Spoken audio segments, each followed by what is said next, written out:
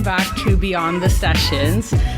Today's special guest is our physics SI leader, Kaleah. Kaleah, why don't you go ahead and tell us a little bit more about yourself, major, and hobbies? Well, I'm Kaleah, and I'm a biology major. I am pre-med, and hobbies, right? Mm-hmm. I like to read a lot. That's kind of my main hobby, not gonna lie. Yeah. Okay. Any others? Not really. I really enjoy cats, so. Okay, yeah, we've had these conversations. One of the many cat owners on our team. Mm-hmm. Yeah, I think that it was it just yesterday? You're like, I think everybody but you has a cat. Just you. But all right. So Kaleah, pre-med, and this is your last semester. So you're only a couple of days away from finishing at Fresno State. What's that feeling like for you? It's a huge relief. At the same time, it's a lot of pressure because I don't have any more chances to mess up. You know what I'm saying? Like, this is the end, so I can't really go back on anything. So, okay. But yeah, transitioning into a new part of my career. Yeah. So, majoring in biology, you said pre-med, right? Yeah. So what? Yeah, there's definitely this, like, I think more opportunities to try and fail. Not that they don't exist beyond graduation, but obviously as a student, I think in the previous podcast talked a little bit about this with Alyssa as well. But what brought you here in the first place? Why Fresno State? Why biology? So all my life, I've always been interested in aesthetics and like medicine in general. To start off, I wanted to be a vet. Okay. And so from there, I always knew it was medical. And then after that, and I kind of like grew up more and like learned more about what I liked. That's when I got into more of aesthetics, and I wanted to be a plastic surgeon at some point. But and that's why I am pre-med. Like medical school is still always an option for me. But right now I'm kind of leaning towards PA, which is just like a master's level professional school. And I could still do medical injections from that and still be in the aesthetic field. But yeah, that's kind of where my educational like options went. When it came to like picking Fresno State, I originally wanted to go to Cal Poly. And so we're back up. Yeah, I originally wanted to go to Cal Poly. The acceptance rate is very low, and I was transferring, and I'm not like the greatest, most perfect student ever, so it wasn't meant to be, you know. And Fresno State just kind of had all the cards for me, and I think it just made more sense at that point in my life to go to Fresno State. Yeah, I feel like most people that are here will kind of say like somewhere else didn't accept me, or Fresno was local. But you know, you end up exactly where you're meant to be. Yeah, it was a little bit of both. Okay. Yeah, because it's like, I didn't want to go to like a bigger school in a new city and all that stuff, but at the same time it made more sense for me to stay here, like money wise it was smarter, so it just made more sense. Yeah, so you talked about like you still have the option of going to medical school, or you're kind of leaning towards BA. So what's coming next for you post-graduation? Okay. I need to do clinical hours in order to apply to PA school. And so I'm taking another course at Fresno City first, and then I want to do a phlebotomy program. Okay. And that's only like a month. Blood? Yeah. I was like, I think I know what that is. Yeah. So I was going to do a phlebotomy program, which only takes about a month, and then just work and get my hours that way, so they're not unpaid. Right. Yeah. Economy. And some schools don't even, they have very different requirements for what they accept as clinical hours. So I think the smartest way is to just do like direct patient care with phlebotomy, and it's paid, so kind of ticks all those boxes. Nice. So in terms of being an SI leader, what piqued your interest? I don't know if you went to SI or were like just kind of, I feel like our leaders are kind of, majority of them now have been more so folks that did not go to SI. There's a couple that did, but Yeah, honestly, I didn't go to SI a lot before joining the team. I think I've gone like maybe 3 or 4 times. Right before an exam. Yeah, and I am one of those people. But my SI leader was my mentor last semester, so yeah, I always knew SI was there, but at the time I was looking for a job that would work with my schedule and something that was going to help me educationally, because I can make connections and all that stuff. So there's a lot of what's the word? There's a lot of like appeal to the job because of that. So yeah, I just went for it. I will say that when I applied, I really had no idea what I was getting into, for sure. So in training, you were like, oh, shoot. It wasn't a bad thing. I just thought like, oh, this is not what I thought it was, pretty much. So, yeah. Now that you obviously have been an SI leader, a very good one as well, it's interesting because you're like, oh, like, for whatever reason, you didn't go continuously to SI, right? Like you said, I went maybe 3 to 4 times, but being on the SI leader side of it, it's almost like what your sales pitch would have been to like your own self. You know what I mean?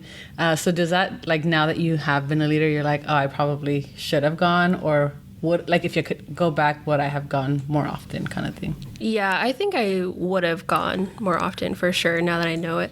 And I think it's kind of the same thing how I didn't know a lot of what the job entailed before getting into it. It's kind of the same thing. Like, I feel like if you don't go out and try SI, you don't really realize the benefits to it. So, and it's kind of hard to communicate exactly what it entails, like, very simply. So yeah, I think if I go back, I would have gone to SI a lot more. There's a lot more work and like effort involved that I feel like I didn't take advantage of. Well, lessons learned. With being an SI leader and supporting physics, which, is a very difficult subject, not to say that others aren't, but I think we historically have seen physics struggle with like the SI model or implementing activities into the sessions, implementing supplies. What has that experience been like for you, not just in like this semester, but even past, because I think that's something that our team has highlighted you a lot for, is like kind of like not having that fixed mindset, right? So what kind of helped in that area? So when I took the course, it was incredibly difficult.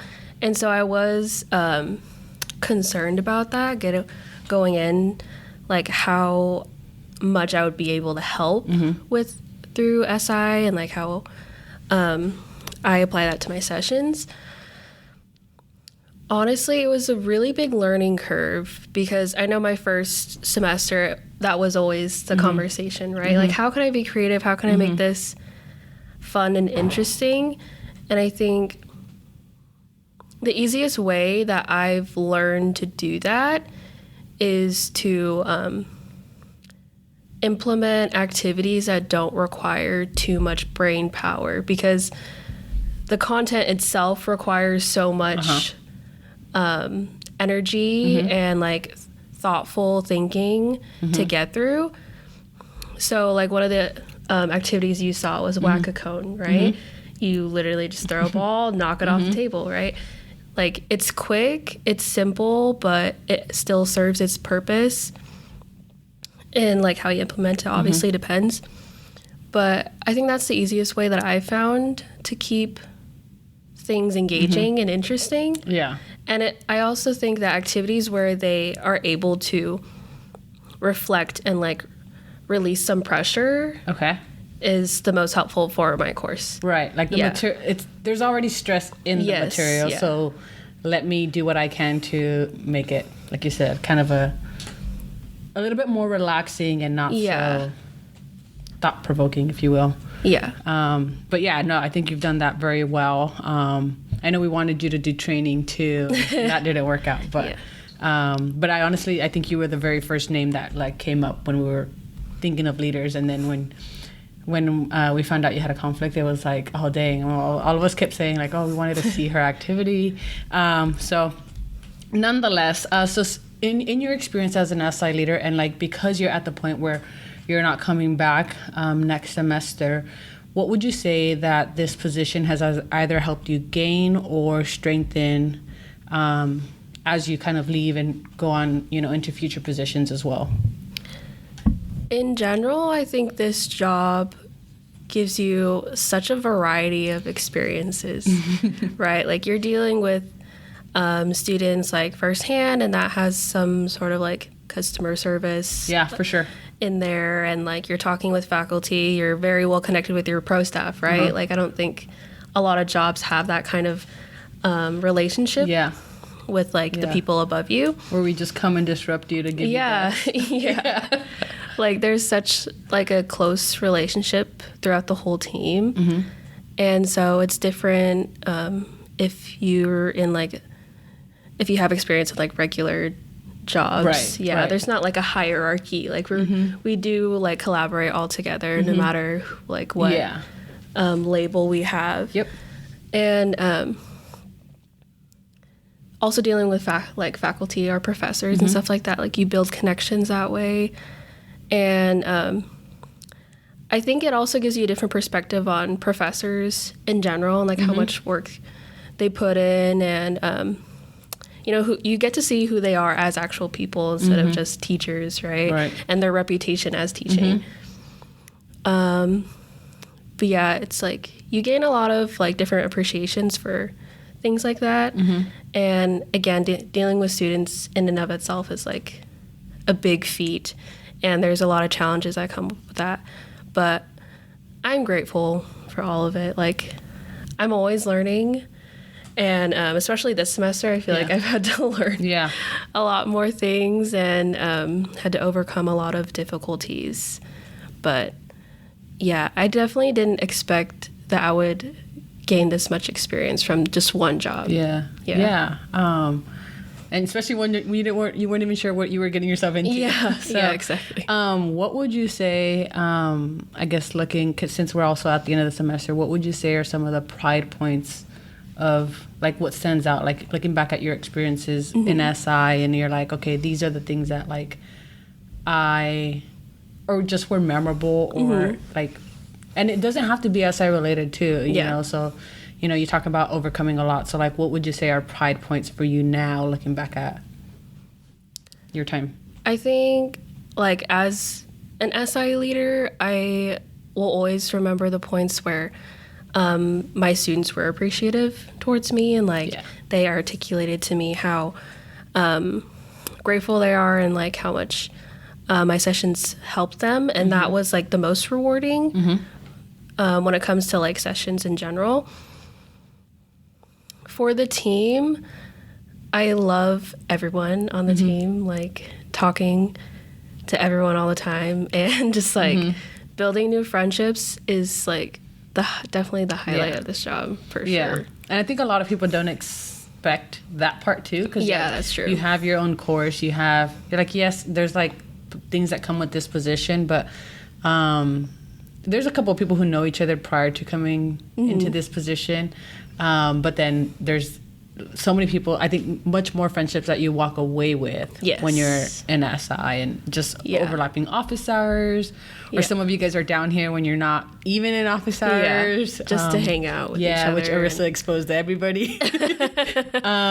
But and I think that also contributes to just the culture, right? Like wanting to be down here even when you're not scheduled to be down here.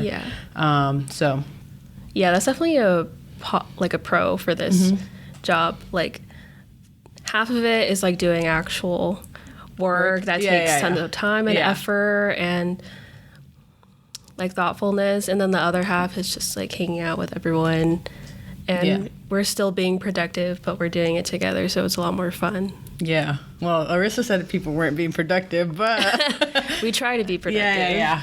Under the guise of being productive. Yes. No, I get it. So, Kaleah, getting to the end, it's easy to reflect and be like, wow, like not just your experience with SI, but from starting your degree, pursuing your degree here, and getting to the end of like, well, like I'm done with that, right? And it's so easy. We're on a college campus. Everyone kind of goes through a period of like, oh yeah, we're getting like, I have 1 more semester, 2 more semesters to graduation. But to the outside world, that's not something that's always achievable. And so, what kind of kept you motivated when I'm sure, like most college students, it's like there's unhealthy habits, whether it's sleepless nights or running on energy drinks. No product placement here. What kind of kept you motivated to power through even when things were tough? I think in general, life has its challenges, right? And like, no matter what you're going through, you always have to persevere and like overcome a lot of difficult challenges. And I feel like I've had to do that so often that if anything, school was like the only constant thing for me. Yeah. When everything else is like so overwhelming and constantly changing, school's always been constant for me. And like, it's always progressing and it's going at a pace that I'm in control of. And so I think it's kind of,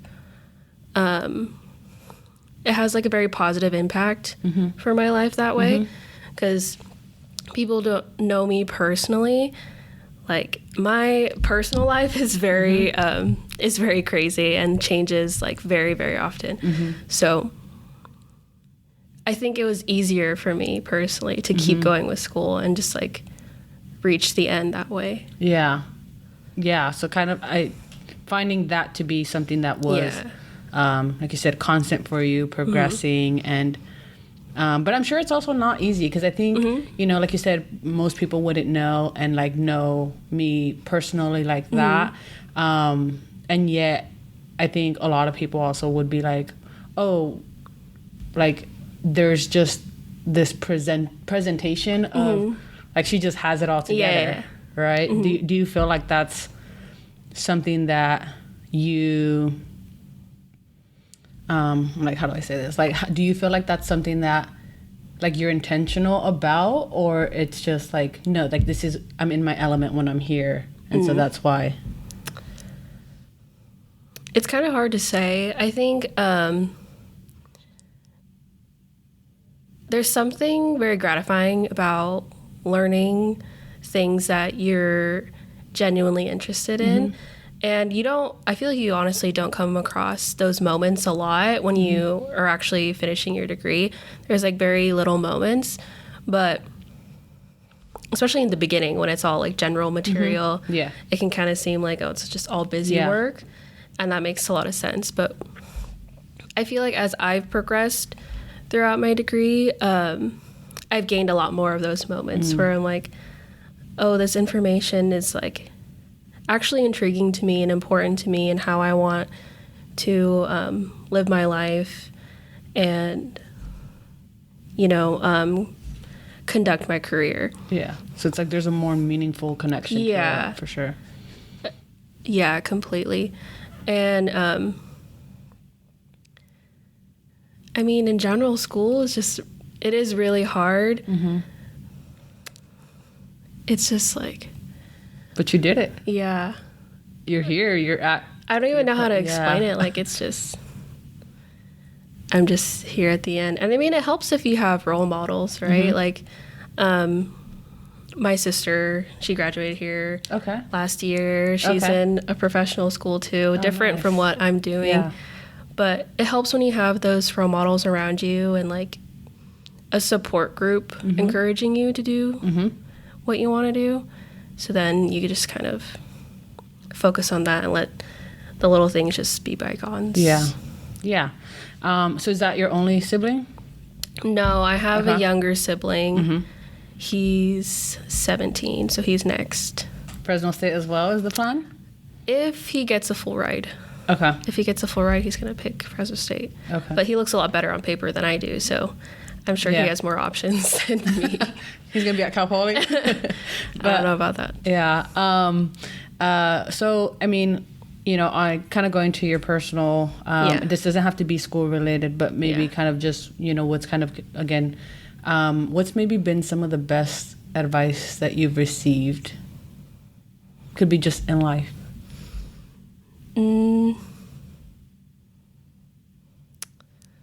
That's a hard question.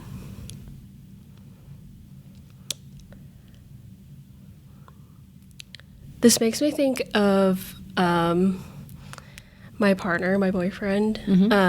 He helps me a lot because he's very objective for me. And again, my personal life is like a roller coaster, right? So he's always just been in the background supporting me, right? And he always has to like talk me through everything, really. And in general, just knowing that I'm in control of how I react to things and how I allow things to get to me and like affect me in ways that it shouldn't. Like I am in control of all of that. And I think just taking the power back to yourself, I feel like you could feel very overwhelmed and small sometimes, but just knowing that like you have all the power is like, it helps a lot. Yeah, for sure. And like you said, right, like there's so many things that you also can't control, but you can control how you react to things or what you allow to impact you. And I think once you get to that point, it's so powerful because it seems so simple, but like life really changes when you can get into that perspective, right? So what would you say is something that most people wouldn't know about you beyond what you've shared already? I'm very observant to where it like takes up a lot of space in my mind, honestly. Okay. Yeah. I notice everything. Maybe this is like an ADHD thing that I don't know that I have. We're finding out now. But I will notice everything. Like if people come into the learning center and like, I don't know them yet, but I'll keep a note in my head, like, they come at this time. Okay. Or Dang, she has everyone on the schedule. Not all the time, but for example, and if like I see someone a lot and I don't know them, but I hear someone like say their name or something, like I'll keep that mental note, like, this is who they are. Oh, okay. Gotcha. Yeah. And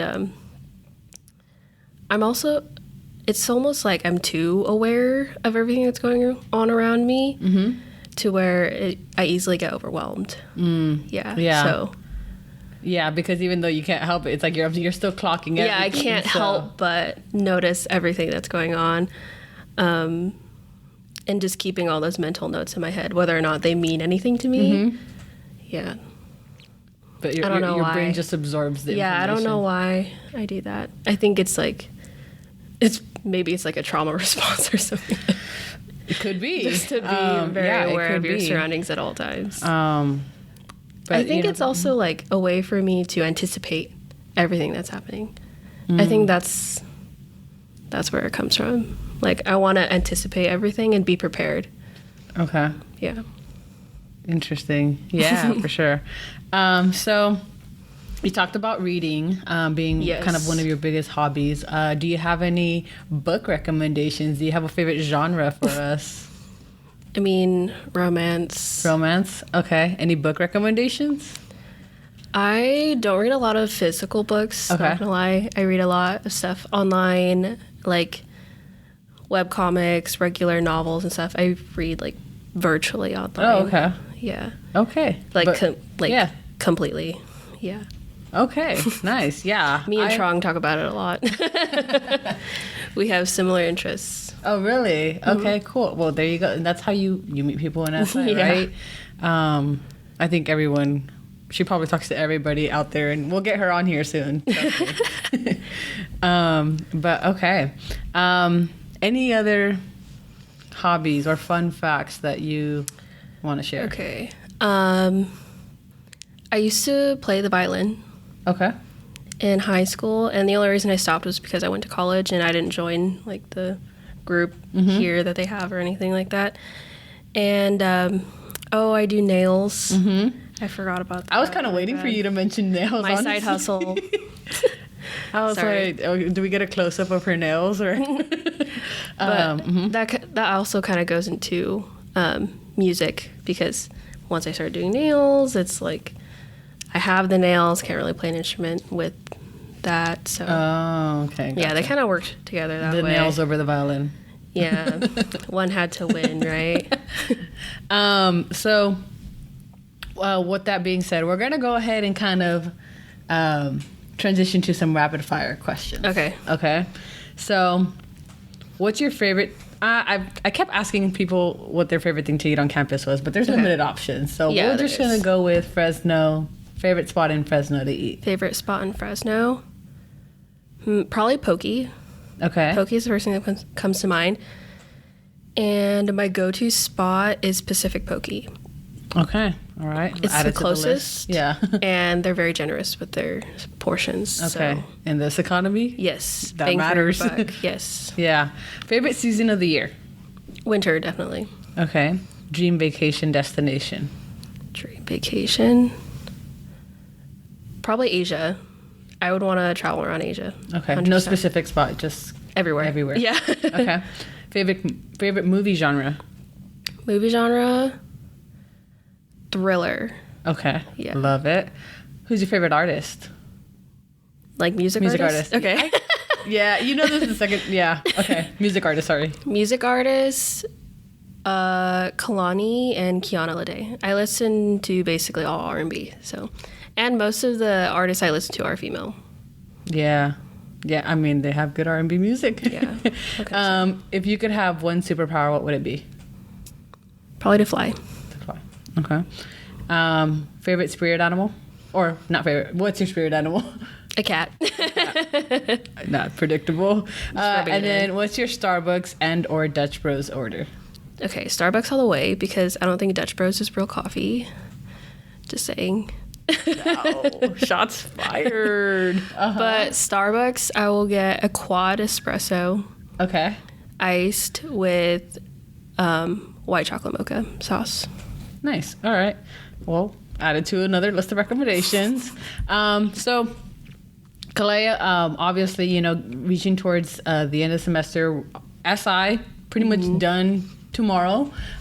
Your last session is right after this episode, yes, so I hope it goes well. I'm glad that you've enjoyed your time in SI. I know we've been very vocal about how we're going to miss you, but we're always looking to hear what our leaders are up to after graduation, and like I said, hopefully we'll feature you guys soon on our Where Are They Now series. So I hope you do stay connected to our program, even if that's through like social media or whatever method you choose. But it is exciting. You've accomplished a huge milestone, and you still have goals you're working towards. But it's going to be great to see you go and pursue those beyond SI as well. So thank you for coming on the podcast. Thank you for having me.